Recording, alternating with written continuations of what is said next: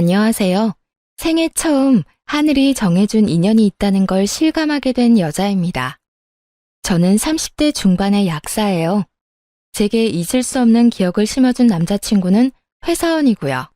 제 남친과는 제가 약사로 근무하고 있는 곳에서 처음 만났어요. 골골대며 약을 타러 온 모습이 꽤 기억에 남았어요. 그런데 그 후 출근 도장을 찍듯이 그리로 약국을 들리는 거예요. 사소한 의약품을 하루에 하나씩 사가면서 말이에요. 보통 약국에 들르는 분들은 비상약도 한 번에 몰아서 사가는 경우가 대부분이라 좀 의아하게 느껴졌죠. 하루는 전날 데일밴드를 사갔음에도 또 사기에 물었어요. 요즘 매일 오시네요. 어제 밴드 사셨던 걸로 기억하는데 또 사시는 거예요? 아, 어제 사간 밴드가 표준형이더라고요. 혼합형도 필요해서 왔어요. 의약품을 종류별로 구비해 놓으면 편하죠. 그런데 매일 오시기 번거롭지 않으세요? 필요한 걸 한 번에 구매하시는 게 편하실 텐데요. 그게 겸사겸사 들르는 거라서요. 괜찮습니다. 그렇게 장장 두어 달을 남친은 하루도 거르지 않고 약국을 들렀어요. 그 사이 남친과 저는 꽤 친해졌고요. 그런데 만남이라는 게 참 신기하죠. 60일 남짓 되는 기간 동안 정이라도 든 건지 막상 자주 오던 사람이 오지 않으니 괜히 더 생각나기도 하고 염려까지 되니 말이에요. 남친이 다시 약국을 찾아온 것은 딱 2주 만이었어요. 분홍 망고 튤립이 만개한 꽃다발을 들고 찾아왔죠. 저는 그런 남친을 반갑게 맞았어요. 그러나 남친은 긴장이라도 한 건지 입을 옴쭉거리며 한참을 쭈뼛대는 거예요. 저는 그런 남친에게 무슨 일이 있느냐 물었고 남친은 불쑥 꽃다발을 제게 내밀고는 입을 열었어요. 저 이 꽃 드리려고 왔어요. 꽃말은 사랑의 시작이래요. 좋아합니다. 그의 사랑 고백이 어찌나 서툴던지 그 모습에 웃음이 터지고 말았어요. 그렇게 저와 연인 사이가 되었습니다. 나중에 물으니 매일 약국으로 찾아온 이유가 제게 첫눈에 반해서였다고 하더라고요. 어딜 가든 무얼하든 제 생각이 그렇게도 났다고요. 저를 보기 위한 수작이었던 거죠. 저는 그런 남친이 순수하게 느껴져 참 좋았어요. 우리는 3년이라는 꽤 긴 시간을 함께했죠. 하지만 연애할 당시 양가 부모님을 만나본 적은 없었어요.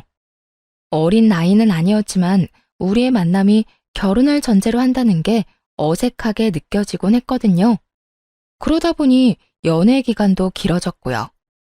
우리는 서로에 대한 확신이 깊어졌을 때 결혼을 결심했어요. 그렇게 처음 양가 부모님을 찾아뵙게 되었죠.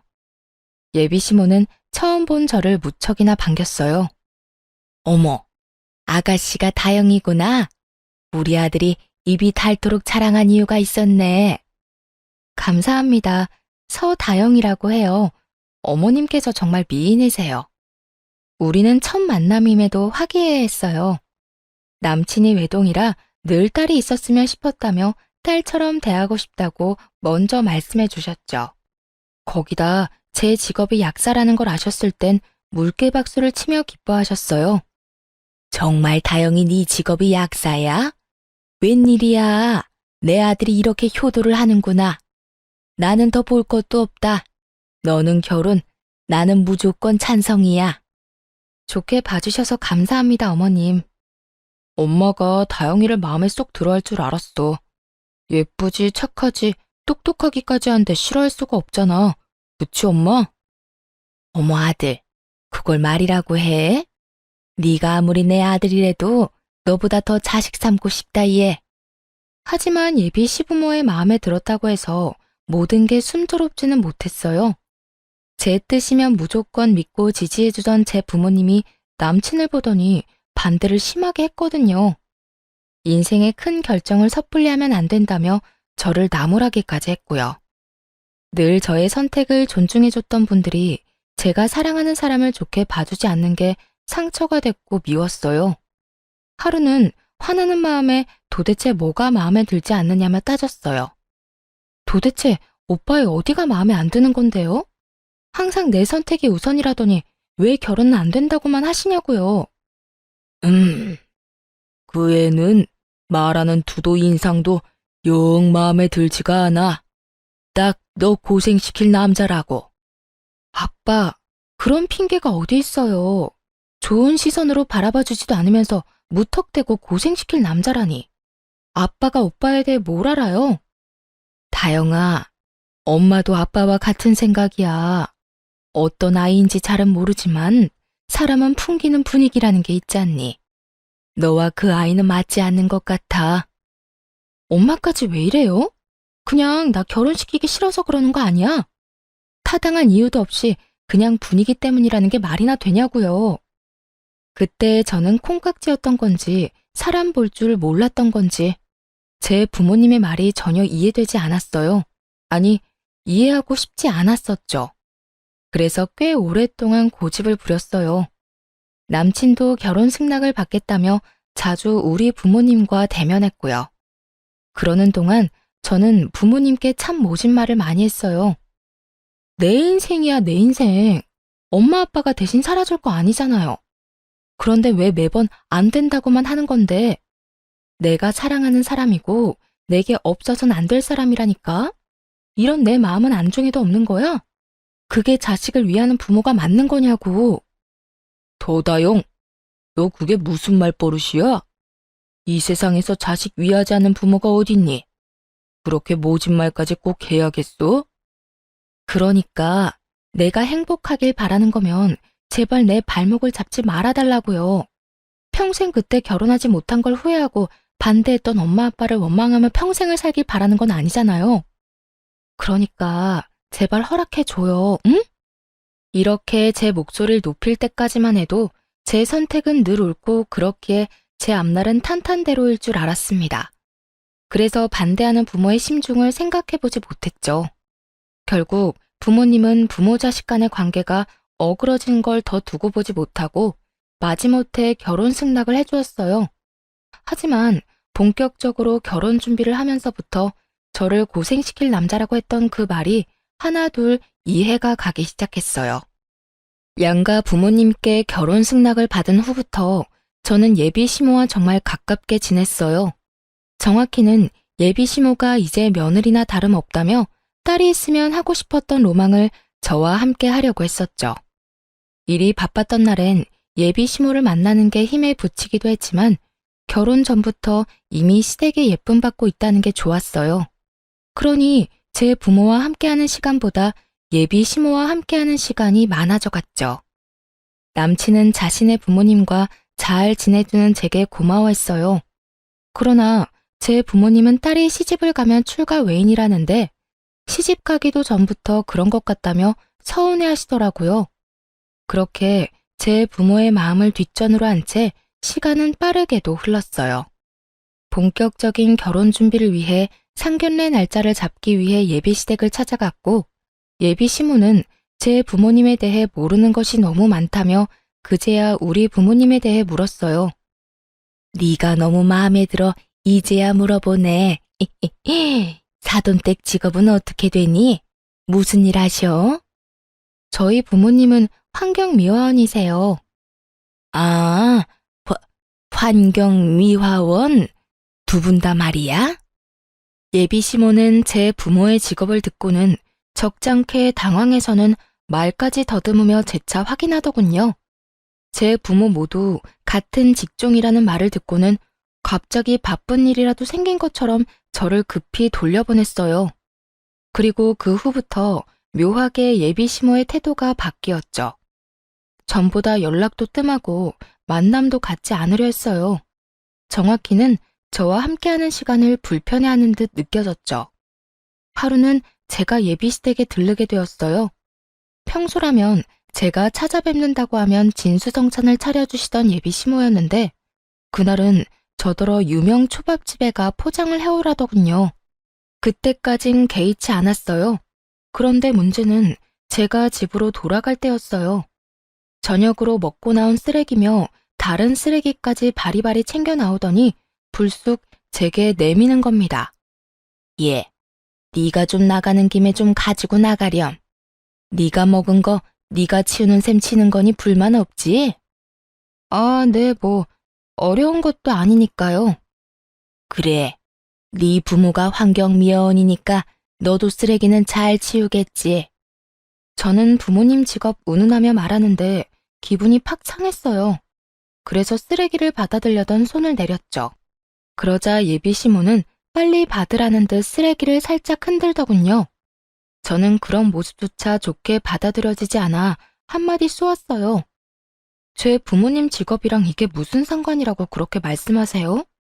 어머님은 그럼 환경미화원이 아니라서 쓰레기를 잘 못 버리시나요? 어머, 얘, 너 무슨 말이 그러니? 부모가 환경에 대한 생각이 남다를 테니 교육을 잘 받았을 거란 의미였던 것뿐인데 뭘 그렇게 예민하게 굴고 그래? 어머님, 죄송하지만 쓰레기는 어머님께서 버리시는 게 좋겠어요. 정시키고 싶으시면 오빠에게 부탁하시고요. 그럼 이만 가보겠습니다. 우악스럽게 화를 내고 싶은 마음이 굴뚝 같았지만 차마 말꼬리를 잡을 순 없어 제 손으로 버려두지 않는 걸로 넘어갔어요. 그렇게라도 해야 자존심이 덜 상할 것 같아서요. 그 뒤로 저는 예비시댁에 가는 게 조금 껄끄럽게 느껴졌어요. 제 부모의 직업을 알게 된 후로 확연히 달라진 태도가 느껴질 때 애써 외면하게 되는 것도 싫었고요. 그러다 상견례를 한 달쯤 앞두고 예비 시모와 큰 말씨름을 하게 되었습니다. 남친이 제게 예비 시부모님이 상견례 때 신고 갈 구두가 마땅치 않다고 했어요. 관계도 정 같지 않고 또 그런 말을 듣고 모른 척 할 수도 없었어요. 그래서 좋은 마음으로 선물을 하게 되었죠. 그런데 제가 준비한 신발을 봤더니 비웃음을 띠고는 작게 수근거렸어요. 신발 선물의 의미가 도망이란 걸 알라나 몰라. 지금 우리더러 도망치라는 건가? 네? 어머님, 그게 무슨, 뭐라고 하신 거예요? 아니다. 별거 아니야. 그냥 혼잣말이 튀어나왔네. 예비 시모의 말이 또렷이 들리지 않아 재차 물었지만 예비 시모는 혼잣말이라며 얼버무렸어요. 저는 마음에 걸렸지만 표현하기엔 서로 불편할 것 같아 참았죠. 그 탓에 잠깐 어색해진 틈을 타 예비 시모는 남친더러 잠깐 방으로 와보라며 불렀어요. 아직 예비 시부와는 단둘이 마주할 때 마냥 편하진 않아 화장실을 다녀오겠다는 핑계로 일어났는데 안방을 지나다 예비 시모와 남친의 대화를 듣고 말았습니다. 너 정말 다영이랑 결혼까지 할 생각이니? 물을 생각이 전혀 없는 거야? 어? 무슨 말이 하고 싶은 거야, 엄마? 다영이만 보고 이 결혼 밀어붙이라며. 이제 와서 그건 왜 묻는 건데? 아유, 그러게 말이다. 왜 걔네 부모는 많고 많은 직업 중에 하필이면 환경미화원이라니? 좀 폼나는 직업이었으면 얼마나 좋냔 말이야. 왜? 엄마도 평범하게 식당 운영하잖아. 뭐가 마음에 걸려 이러는데? 얘는 비교할 걸로 비교를 해야지. 남이 버린 쓰레기는 주워가는 직업이랑 비교하면 되니? 생각만 해도 더럽고 냄새 나잖아. 저는 마지막 말을 듣고는 부하가 치밀었어요. 그 탓에 방문까지 벌컥 열고 들어가서는 화를 쏟아냈네요. 어머님, 지금 뭐라고 하셨어요? 오빠는 지금 저 얘기가 뭐라고 듣고 있는 건데? 얘가 너 지금 우리 얘기 엿들었니? 제 부모 뒷말을 하고 싶으셨으면 문을 꼭 걸어 잠그고 하시던가요. 일부러 저 들으라고 빼꼼히 열어놓고 이런 주접 같은 대화나 하고 계시던 거 아니세요? 소다영, 너 지금 주접 같다고 했어? 말 가려해. 가족들 사이라고 다 받아주고 이해할 줄 알아? 가족들 사이가 내 부모 직업 운운하며 뒤에서 결혼을 하니 많이 이런 대화를 해? 어머님, 제 부모님은 더럽고 냄새나는 일을 하시는 게 아니라 청결하게 관리해주는 일을 하시는 분들이세요. 아시겠어요? 야, 소다영, 너 정말? 내 이름 입에 담지도 마. 어머님, 그동안 눈치 없이 결혼 준비를 이어가 죄송하네요. 그냥 어머님 수순에 맞는 처가 다시 알아보세요. 내 결혼 때문에 내 부모가 모욕당하는 것이 너무도 속상해 치민 분노가 누그러지지 않았어요. 더 말씨름했다가는 일이라도 치를까봐 그 길로 예비 시댁을 나왔네요. 그렇게 일주일을 꼬박 남친의 연락도 받아주지 않았어요. 집 앞으로 남친이 찾아왔을 때마저 만나주지 않았고요. 그런데 남친만 무시해서 될 게 아니었더군요. 제가 가진 약사라는 직업이 예비 시모에게는 놓치기 아까운 패였던 건지 예비 시모가 직접 나서서 저와 대면하겠다고 찾아왔어요. 그것도 제가 근무하고 있는 약국으로 말이죠.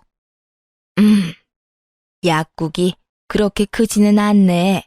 하긴 동네 병원 뒤치다거리나 하는 게 약국인데 커봤자지. 어머님께서 여기까진 무슨 일이세요?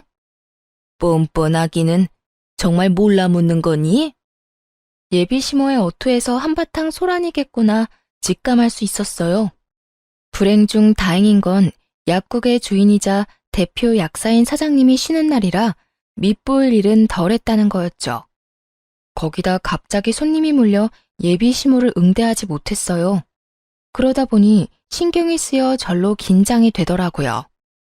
그런 제 속을 알리 없는 예비 시모는 역시나 자신을 투명인간 취급이라도 한다고 느꼈는지 손님이 있음에도 아랑곳하지 않고 제게 말을 걸어댔어요. 내가 여기까지 온 것도 짜증나는데 왜 왔냐고 묻는 거 말고 나는 채도 안 해? 어머님, 죄송하지만 지금 손님이 계시니 저와 대화가 필요해 오신 거라면 조금 기다려주세요. 뭐야? 지금 나더러 기다리라고 했어? 넌 뭐가 우선인 줄도 모르니? 아니면 대놓고 날 무시하려고 작정을 한 거야? 너 그 난리를 치고 가더니 이제 눈에 뵈는 게 없냐? 예비 시모는 내 말을 곡해하며 얼굴을 팍 구겼어요. 저는 터질 것 같은 감정을 누르며 손님의 약을 지어야 해 조제실로 들어가야 하니 기다려달라 부탁드린 거라고 차근히 설명한 뒤 카운터 자리를 잠시 비우게 되었어요. 그런데 예비 시모는 그것조차 못마땅한지 어찌나 꿍얼꿍얼댔는지 몰라요. 예비 시모 옆에 앉아있던 손님이 약을 타가실 때 오늘따라 유독 소란스럽다며 불편한 기색이 내비쳤어요. 저는 깊은 한숨을 애써 삼키며 약국까지 찾아온 이유에 대해 물었어요. 제게 하고 싶은 말씀이 뭔가요? 어떤 이야기를 하고 싶어서 여기까지 오신 건데요. 너야말로 그렇게 가버리고 나서 어떻게 내 아들을 그렇게도 모질게 무시를 해대니? 막말로 결혼을 전제로 한 만남은 어쩔 수 없는 거 아니야? 뭘 어쩔 수 없다는 거죠? 제 부모님 직업을 무시하는 거요? 상대편 부모의 직업을 살피고 고민해 보는 건 너무도 당연한 수순일 뿐이야. 네가 정말 결혼하길 원한다면 나를 설득하려 했어야지. 그렇게 화를 내고 휘ڭ하니 가면 되겠니? 넌 네 부모가 그딴 식으로 행동하라고 가르치디? 제 부모님의 직업이 결혼에 큰 걸림돌인 것처럼 말하는 그날이 떠올라 다시 우라가 치밀었어요. 거기다 제 행실을 지적하며 제가 큰 잘못이라도 한 듯 저를 나무라는 게 기가 찼어요. 결국 저는 욱하는 마음에 손님 없는 틈을 타 목소리를 높였네요. 제 행실이 어떤 게 잘못됐다는 건지 전 모르겠네요. 자기 부모 흉을 보는 사람 앞에서 속 좋게 웃는 사람도 있나요? 반대로 제 부모님께서 어머님이 식당 운영하신 걸 그깟 동네 장사나 한다며 업신여기면 참으실 수 있겠어요? 동네 장사? 너 지금 말 다 했니? 버르장머리하고는 네 부모 직업 마냥 너도 그렇게 싼티 내고 다니는 애였니? 응? 마음대로 생각하시고 그만 돌아가세요. 이 일로 더는 가타부타 하고 싶지도 않으니까요. 야, 너 정말 내가 우습냐? 나 네 시험이 될 사람이야. 내 앞에서 굽신거려도 모자랄 판에 뭐라고?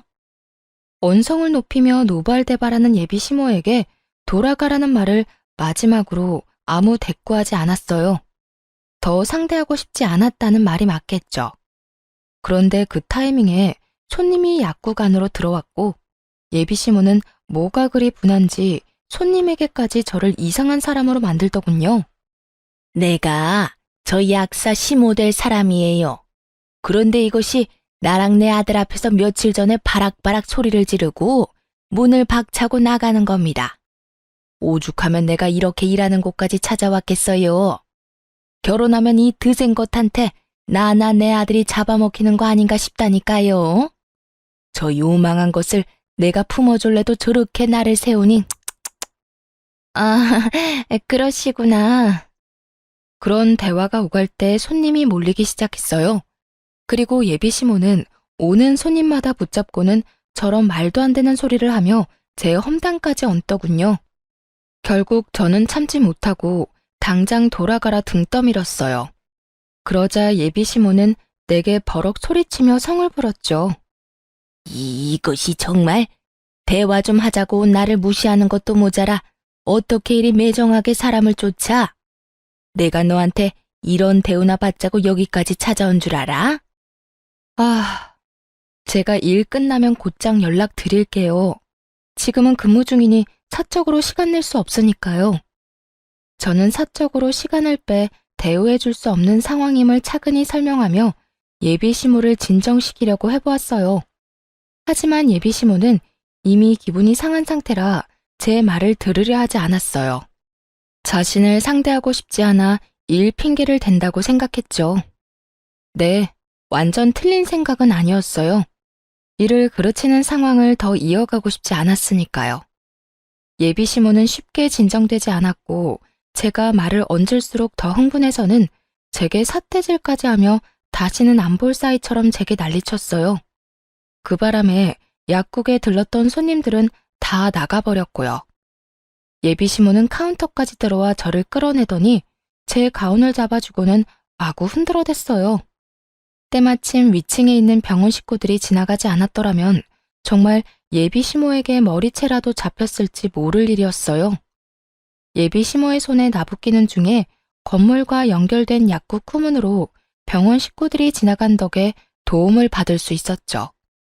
예비 시모의 소나기에서 잠시 벗어나게 되었을 때 제게 괜찮냐고 물으며 살피는 남자의사의 모습에 예비 시모는 더 눈이 돌았고 결국 정신 나간 사람처럼 고래고래 소리를 치며 제 머리채를 낚아챘어요. 네가 내 아들과 연락 안 하는 동안 내 아들 놔두고 저놈한테 꼬리쳤다 이거지? 이런 불려우 같은 것. 이러니 상대를 하려면 그 집안을 보라고 하지. 이 난잡하고 천박한 년. 네 부모는 남이 버린 쓰레기나 주울 게 아니라 너를 주워다 처분했어야 했어. 그런 거 아니에요. 어머님, 제발 이것 좀 놓고 말씀하세요. 오해예요. 오해라고요. 아주머니, 그런 것 아니니까 고정하시고 약사님과 대화로 풀어가세요. 이런 식으로 행동하시면 서로에게 좋지 않습니다. 저는 괜한 소문으로 의사에게 피해를 끼칠까 염려되어 급히 예비 시모에게 아니라고 소리쳤어요. 의사분도 자신으로 인해 오해가 깊어진 듯 했는지 예비 시모를 말렸어요.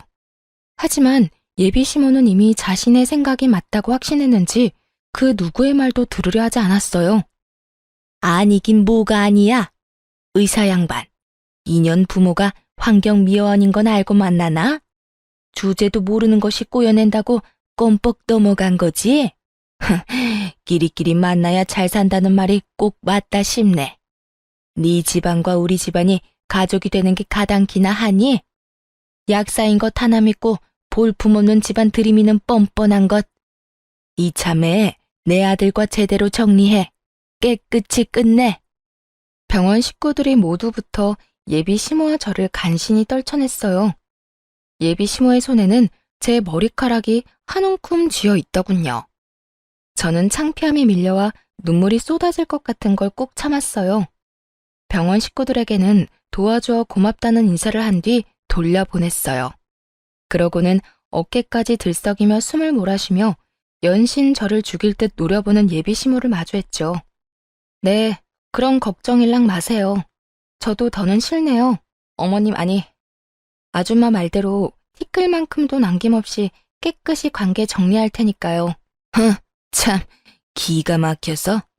약사도 사자 직업이라고 여태 대접해줬더니 끝까지 기어오르는 것 좀 봐. 다시는 내 아들과 얽히지 마라. 내 눈에 띄었다간 그땐 머리채 정도로 안 끝날 줄 알아. 예비 시모는 그렇게 엄포를 놓고는 돌아갔어요.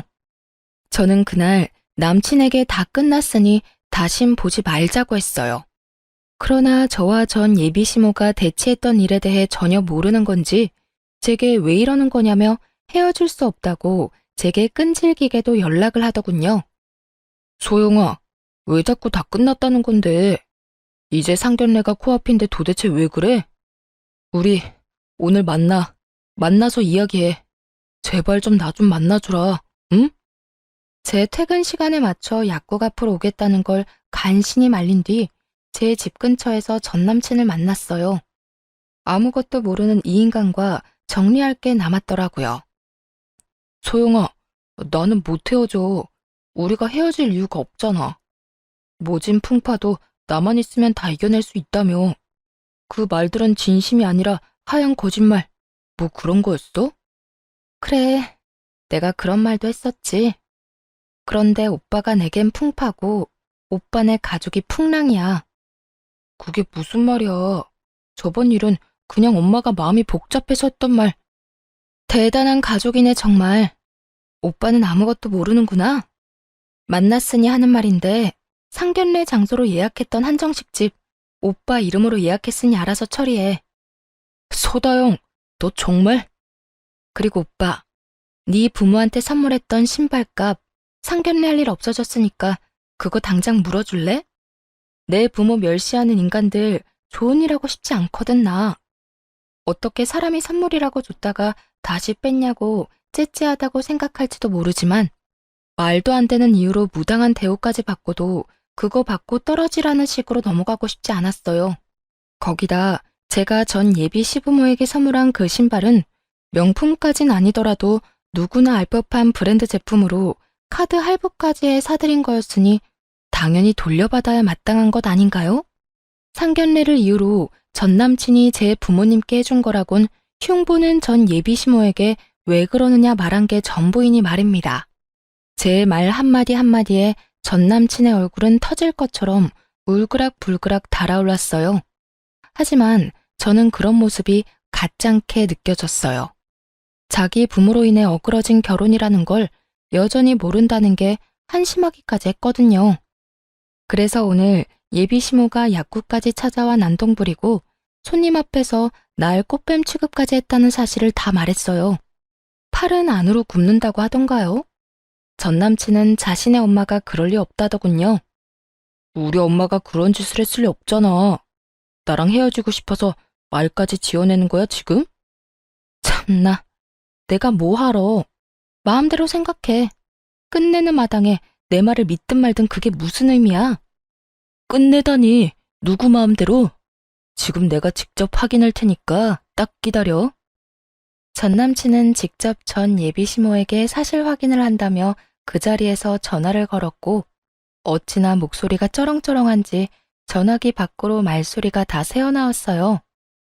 엄마, 혹시 다영이 약국에 찾아갔었어? 그걸 네가 어떻게 알았니? 설마 그걸 고세 너한테 일러 바쳤니? 엄마가 왜 다영이 일하는 곳을 가? 가서 뭐라고 했는데 뭘 어쨌길래 나더러 헤어지자는 거냐고. 에, 얘가? 너 지금 엄마한테 큰 소리 치는 거야? 어쩌다 내 아들이 이렇게 날이 선애로 바뀌었어? 그 요망한 것. 남자 구슬리는 능력도 가지가지네.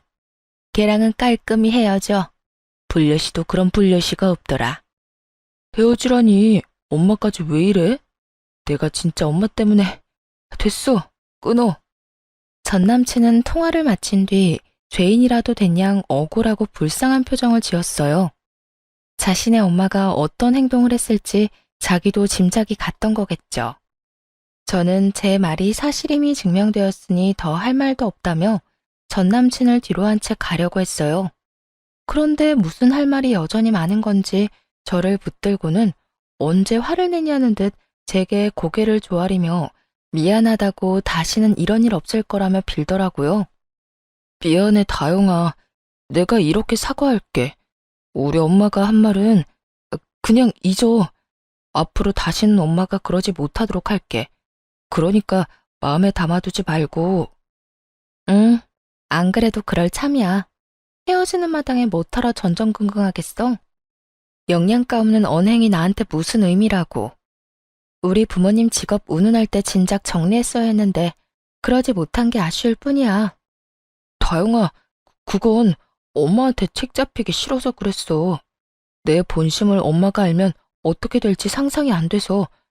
나 아직 너 사랑해. 아니, 나는 너라서 결혼하고 싶었다고. 전 남친은 엄마한테 책 잡히는 게 싫어 저를 향한 마음이 크다는 걸 숨기고 싶었다고 하더군요. 그래서 예비 시모가 결혼을 종용하는 걸 따르는 것처럼 보이기 위해 그런 대화를 주고받았던 거라고요. 사실 돌아보면 연애 기간 동안 우리가 함께하는 미래를 그리던 쪽은 제가 아니라 늘 전 남친이었어요. 거기다 자신의 가족들과 보낼 때와 단둘이 시간을 보낼 때 저를 대하는 태도도 사뭇 달랐었죠. 하지만 그렇다고 한들 이미 못 볼 꼴까지 다 본 마당에 저를 향한 전 남친의 마음이 다 무슨 소용인가요? 더 이상 구구절절 애원하는 소리를 더는 듣고 싶지 않았어요. 난 오빠라서 이 결혼 깨는 거야.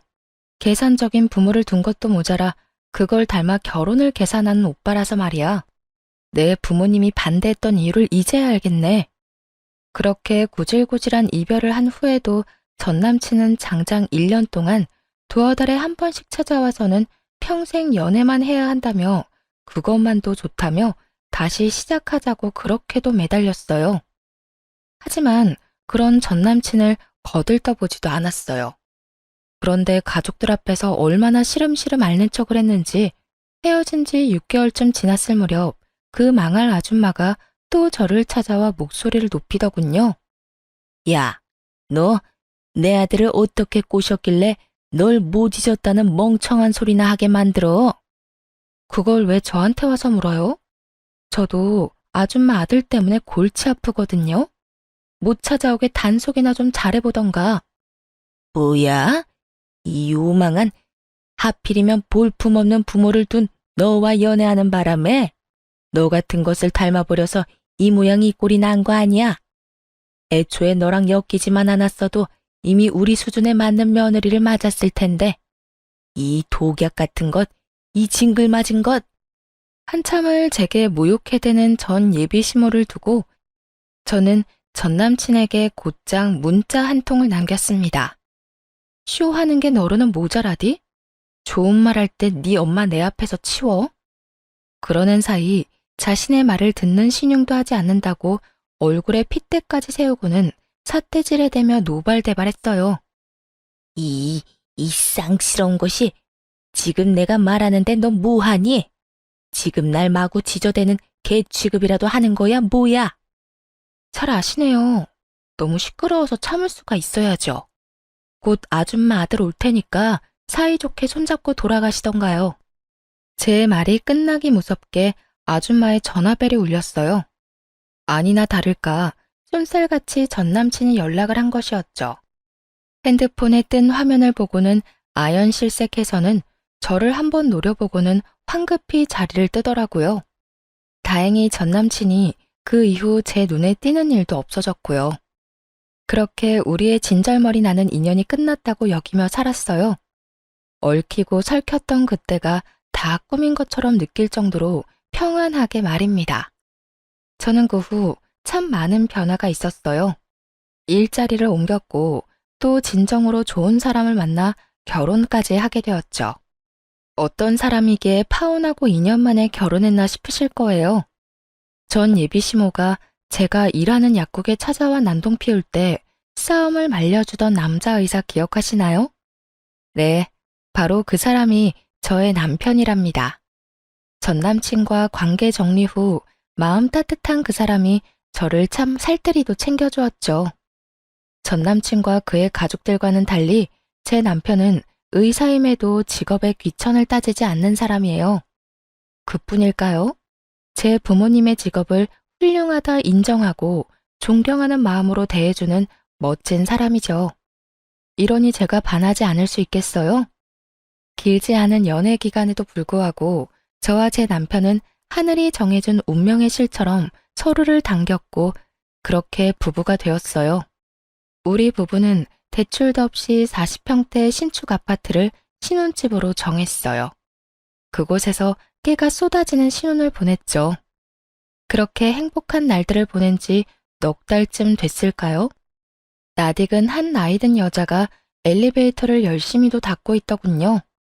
거울에 비친 그 여자의 얼굴을 본 순간 저는 소스라치게 놀랐어요. 그 여자는 저를 보고는 얼굴색이 파랗게 질렸을 정도였고요.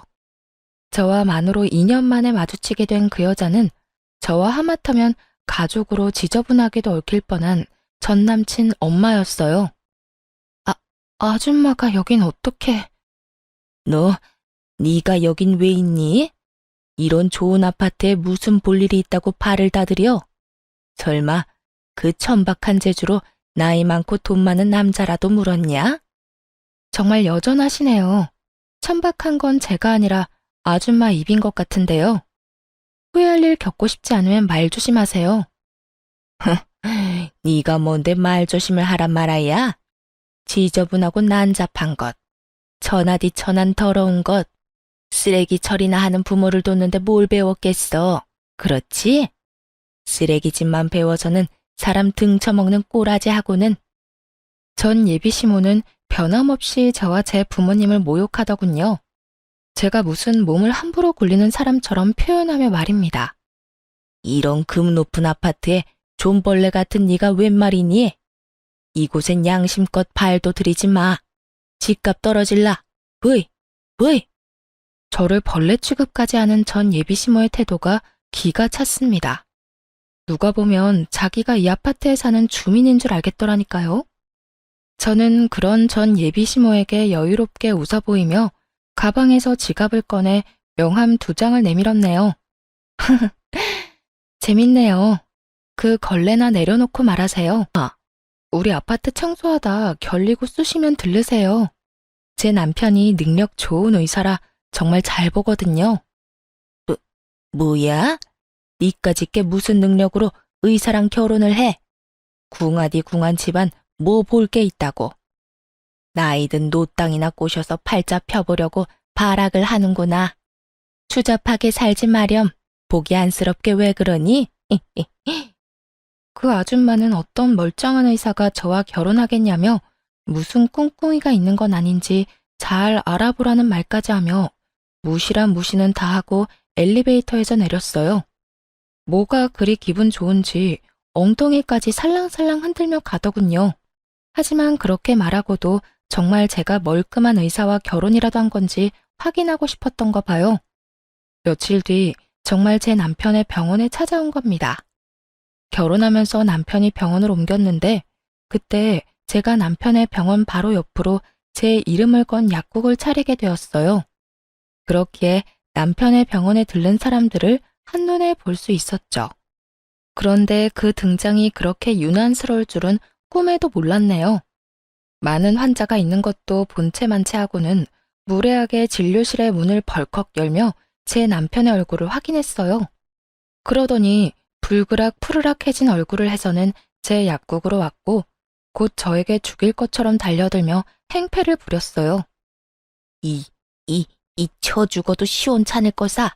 언제부터야? 언제부터 뒤에서 호박씨 까며 내 아들과 저울질을 해댔던 거야? 저놈, 그때 그놈 맞지? 응? 어쩐지 널 보는 눈빛이 예사롭지 않더라니. 어머? 제가 무슨 저울질을 해요. 아니, 저울질할 것도 못 되는데 주제를 모르시네요. 이것이 그때 우릴 뜯어말린 그 의사놈인 거 누가 모를 줄 알아? 꼬리친 거 아니라고 그렇게 잡아떼더니 어디서 분수에 맞지도 않은 고고한 척은 해대며 사람을 농락해? 입은 삐뚤어져도 말은 바로 하세요.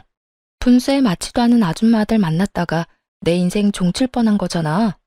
그리고 이 인연을 만들어준 건 다름 아닌 아줌마예요. 아줌마 덕에 내가 찌질한 당신 아들하고 파혼하고 내 분에 꼭 맞는 남자 만날 수 있었던 거거든. 너 지금 내 아들더러 뭐? 찌질? 야, 너 이제 눈에 뵈는 거 없다 이거야? 그런 말을 짓거리고도 내가 가만히 둘 줄 알아? 가만히 안 두면 어쩔 건데. 약이라도 사서 갈 거 아니면 그만 나가줄래요? CCTV에 당신이 하는 행동 전부 녹화 중이니까 더 깽판 쳐서 영업 방해로 신고당하는 게 목적이 아니라면 말이에요. 얼굴이 새빨개진 아줌마가 약사가 손님한테 협박이나 한다며 무서워서 못 오겠다고 쇼까지 해댔어요.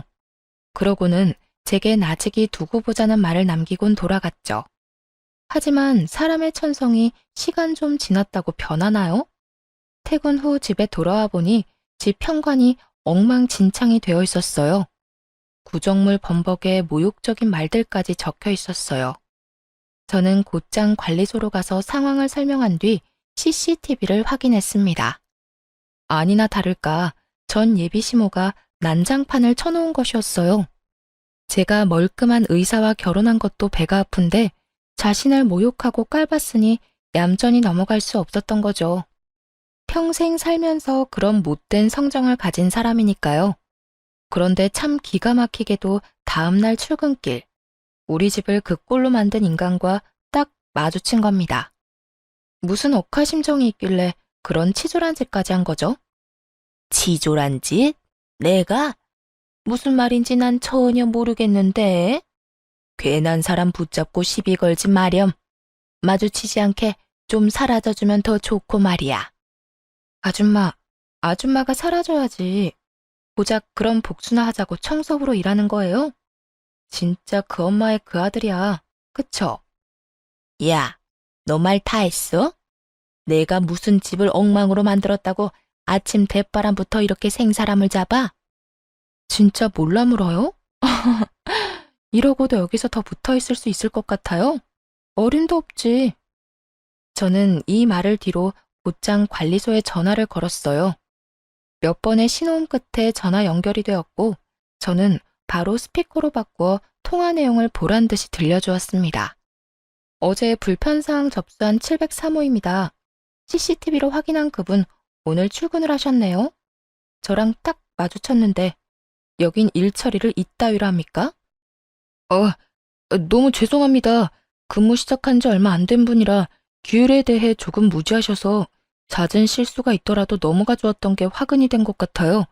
당장 조치 취하도록 하겠습니다. 다시 한번 너무 죄송합니다. 규율을 모르는 사람을 쓰는 게 말이나 됩니까? 저 이거 그냥 못 넘어가요. 제대로 배상하라고 전달해 주시고 다시는 볼 일 없도록 당장 잘라주세요. 아시겠어요? 전 예비시모는 그제야 자신의 처지를 알게 되었어요. 자신이 사는 입주민인 척 고개 쳐들고 저를 깔볼 땐 언제고 잘리는 것만은 막아달라며 애원하기 시작했죠. 날 자르라니 그게 무슨 소리야? 내가 뭘 그렇게 잘못했다고? 내가 너무 속상한 마음에 경솔하게 행동한 것 사과하마. 관리소에 다시 말 좀 잘해주면 안 되겠니? 다영아, 우리 예정이 있는데 이리 모질게 할 필요 없잖니? 제가 왜요? 예정 들먹일 정도로 각별한 적도 없잖아요. 그런 서운한 말이 어딨어. 가족으로 묶일 뻔한 사이잖아. 내가 운영하던 식당 망하고 남은 건 빚뿐이야. 여기만큼 페이가 좋은 곳도 없는데 잘리면 나는 버틸 재간이 없어. 사람 하나 살린다 생각하고 이번만 넘어가주면 안 될까?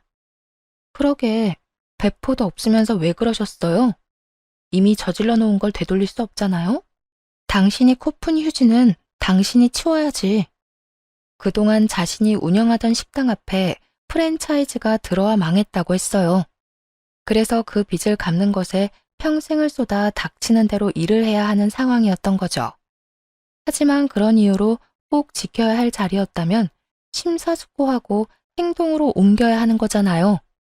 그 알량한 자존심은 어디로 갔는지 목구멍이 포도청이라며 제 바짓가랑이까지 붙들고 용서해달라고 끈질기게도 매달렸어요. 몇 날 며칠을 제 집 앞에 와서는 누가 시킨 것도 아닌데 현관문과 복도가 번쩍 빛이 날 정도로 쓸고 닦아댔어요. 그러면서 꼬박꼬박 사죄의 메모까지 남겼죠. 하지만 저는 그런 아줌마를 거들떠보지도 않았습니다. 그 후 절대 안 된다던 해고 통보를 받게 되었나 봐요. 그렇게 내쳐진 후에도 며칠을 제게 찾아와 애걸복걸을 했어요. 그러면 안 됐는데 내가 미련하게도 일을 저지르고 알게 되었단다. 다영아, 미안하다. 다시 일하게만 해주면 내가 뭐든 하마. 평생 감사하는 마음으로 살 테니 좀 도와주렴. 저더러 집안 수준 운운하며 싫다고 할 땐 언제고 이제와 그런 제게 아쉬운 소리를 하는 꼴이라니. 아줌마가 봐도 참 황당하지 않아요? 아줌마 사정이야 어떻게 됐든 그건 제 알 바 아니잖아요. 아들 자존심까지 어그러뜨리고 망신 주고 싶은 거 아니면 작작하세요. 아니면 당신이 나한테 해코지했던 증거 영상들 당신 가족들에게 폭로하는 건 물론이고 법정에서까지 마주하게 될 줄 알아요? 이렇게까지 모질게 하고 나서야 더는 절 찾아오지 않았어요. 자신이 망한 것만으로도 가족들에게 짐이 되었는데 더 큰 짐을 안겨줄 수는 없었던 거죠. 그 후로 한참 후에 집으로 우편이 하나 왔어요. 그 우편에는 자신이 잃은 일자리에 대해 손해배상 청구를 하고 싶었지만 예정을 생각해 봐주겠다는 내용이 담겨 있었어요. 네, 그렇게 봐달라며 빌던 게 진심이 아니었던 거예요. 끝까지 그 알량하고 볼품없는 자존심을 지키고 싶었던 듯해요. 저는 그 우편을 사정없이 찢은 후 쓰레기통에 버렸네요. 운명이라는 게 그리고 인연이라는 게 참 신기해요. 이어질 사람은 우연으로라도 만남을 이어가게 되고 어그러질 관계는 어떻게 얽혀도 모진 끝을 맞이하게 되니 말입니다. 전 남친이 제 운명이라 믿었던 그 시절이 실은 진정한 운명인 지금의 제 남편을 만나기 위한 시련이었던 게 아닐까 하는 생각이 드네요. 그렇게 저는 예나 지금이나 미운 마음을 간직하진 않습니다. 다만 저를 미워하는 그 사람들이 마음을 비우고 자신의 인생에 집중하여 잘 살길 바랄 뿐이에요. 누군가를 미워하며 살다 가기엔 삶이 너무 가엾잖아요. 참, 환경미화원이신 제 부모님은 여전히 자부심을 가지고 일하고 계셔요. 제 남편은 그런 부모님의 건강을 살뜰히도 챙기고요. 온전히 저와 제 가족에게 열심을 다하며 사는 지금, 저의 오늘도 그리고 앞으로의 미래도 탄탄대로이지 않을까 늘 생각해요. 제 남편과 함께라면 어떤 역경도 잘 이겨낼 자신이 있거든요. 이런 마음 덕일까요? 저는 임신 4개월 차에 임산부가 되었답니다. 부디 이 행복이 제가 사랑하는 모든 사람에게 전해지길 바라며 이만 사연 마칩니다. 제 긴 사연을 들어주신 많은 분께 감사드립니다.